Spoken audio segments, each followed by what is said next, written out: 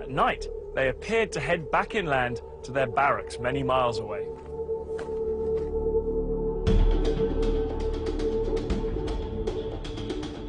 Hundreds of miles to the north, the Syrians on the Golan appeared to be doing the same. But in fact, these troops weren't withdrawing every evening. Under cover of darkness, more and more Arab soldiers were massing on both fronts. We started to train with real ammunition. We were also told we were going to Suez. We started to take our tanks, our amphibious unit on the railroad at night only, so the civilians couldn't see.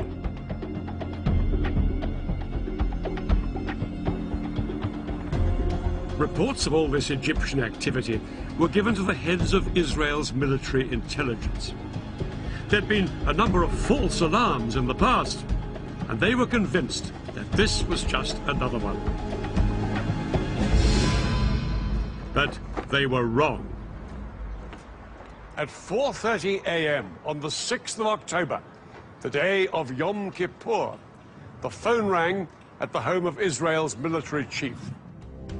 General David Elazar. Elazar had been made Israeli Chief of Staff after a long military career and a host of victories. The call from Israeli military intelligence informed him that both Egypt and Syria would launch an attack in hours. Elazar's immediate thought was to send his air force to hit the Arabs before they had a chance to strike.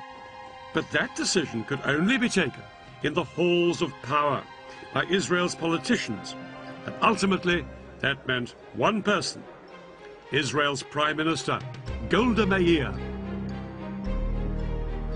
This 75-year-old was seen as the Iron Lady of Israeli politics, but she said no to airstrikes.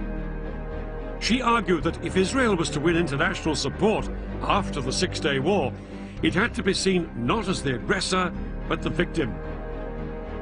Elazar was appalled at his leader's reaction. He was only given permission to mobilize a fraction of the reservists he needed, and yet, within a few hours, his country would face invasion on two fronts. Egypt and Syria were poised to launch their attack.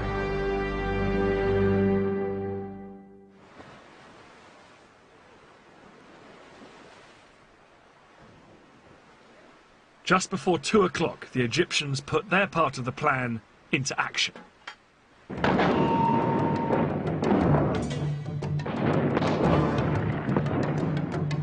Their assault across the canal on the forts of the Bar Lev line was such a momentous event in Egyptian history, it was later restaged for the cameras.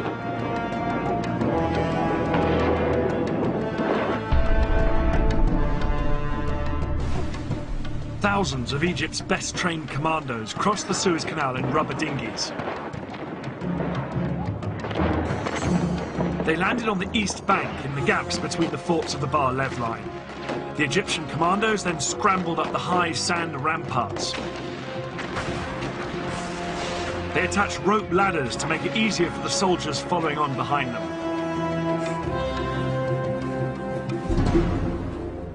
Behind this first wave were 100,000 Egyptian infantry and more than 1,000 tanks waiting to cross the canal. But the biggest obstacle to them were the giant sand ramparts on the Israeli side. These were as much as 60 feet in height.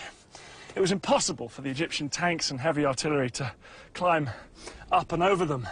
The Egyptians experimented with using dynamite to blow holes in them, but this was found to take far too long. But then one junior engineer officer had a flash of genius. He suggested using high-pressure hoses to blast the ramparts with water from the canal.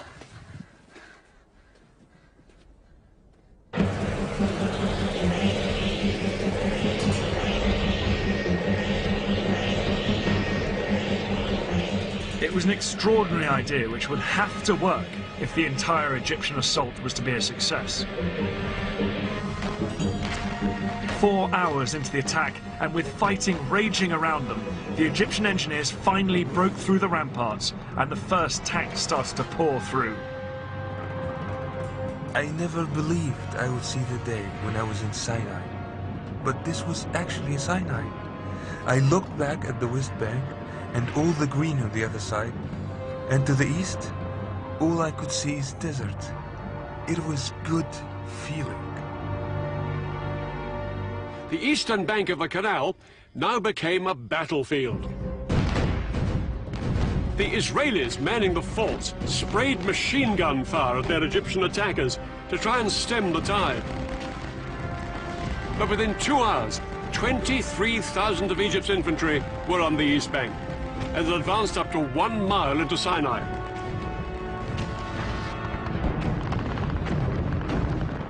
The fort was surrounded by Egyptian forces and was under constant fire. We made repeated calls for help. We fired from time to time and reported back what we saw. But mainly, we tried to keep up our morale. But the Israelis were sure that their air force would come to the rescue. The first Israeli jets were sent in at 4 p.m., flying low over the desert. But as they approached the canal, they found themselves under attack from the ground. The Egyptian SAM missiles and anti-aircraft guns caused havoc. As Israeli planes were shot down that afternoon, it soon became clear that Egypt's elaborate air defense umbrella was working.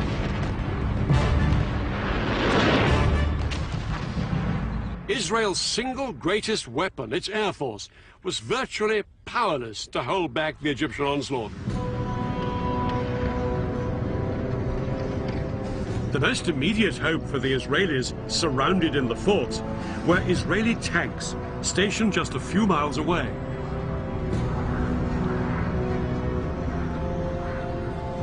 The Israeli tanks raced towards the canal. They thought they'd throw the Egyptians back as easily as they had done in 1967.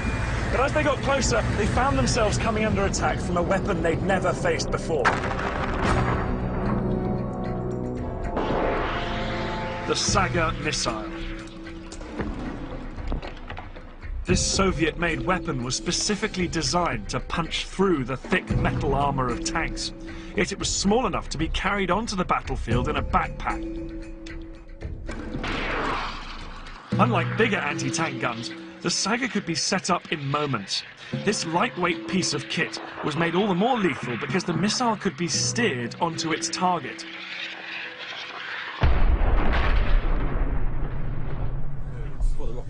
Today, Dan and I have come to the Royal Marines Commando Training Centre in Devon.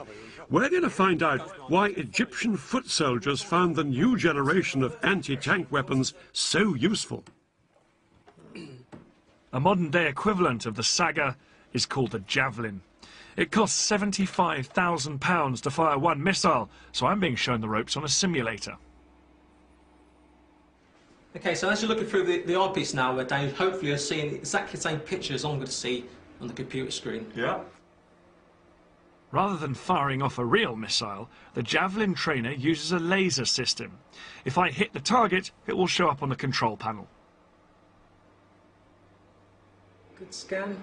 Oh, there's one up there on that ridge line. Okay, so well pinged, well spotted that one. Here's another one. He's coming straight towards me, this one. Okay, so I'll make that your priority target because it's a direct threat to you. Okay. Activate the seeker and release. Alright, he's going behind a few little hillocks and things, but... Okay, now we're in seeker field of view. So what you're going to do, you're going to decide to engage that vehicle. So squeeze and hold left-hand trigger. Squeeze and release right. Well done. Let's see how we do. Just watching it now. Just watch it's nice time to do anything. Okay, so that's a good hit. Right smack centre of the top of the turret.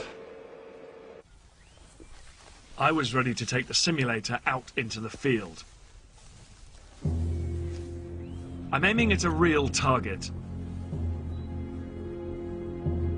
That truck fitted with a laser detector that will register a hit.